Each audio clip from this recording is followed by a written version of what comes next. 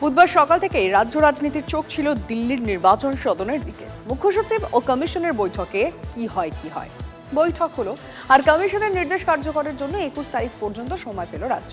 তার মধ্যে নির্দেশ কার্যকর করার ডেডলাইন। মুখ্য সচিবকে নিজেদের আইনি এখতিয়ার বুঝিয়ে দিয়েছে নির্বাচন কমিশন, সঙ্গে এসআইআর নিয়ে নিজেদের একরোখা মনোভাব।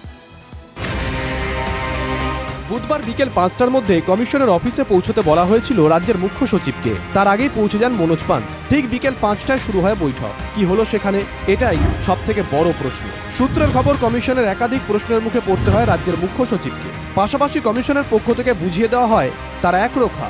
মুখ্য সচিবকে কমিশনের প্রশ্ন, ৫ ও ৮ই আগস্ট কমিশনের দেওয়া চিঠির নির্দেশ কেন কার্যকর করা হয়নি, 4 অফিসারের বিরুদ্ধে কি শাস্তিমূলক ব্যবস্থা নেওয়া হয়েছে, রিপোর্ট সহ তুলে ধরেন মুখ্য সচিব। নির্দেশ কার্যকর করার জন্য 21 আগস্ট পর্যন্ত রাজ্যকে সময় দিয়েছে নির্বাচন কমিশন। ইন্টেন্সিভ রিভিশনে যারা যুক্ত আছেন, এটা তাদের জন্য একটা শিক্ষা যে নির্বাচন কমিশনের কাজ করতে গেলে মুখ্যমন্ত্রীর প্রশাসনে থাকা অবস্থায় যেভাবে কাজ করতে আপনারা অভ্যস্ত, সেইভাবে কাজ করলে হবে না। আইন যেরকম সেইভাবে কাজ করতে হবে, সংবিধান যা বলছে সেই অনুসারে কাজ করতে হবে।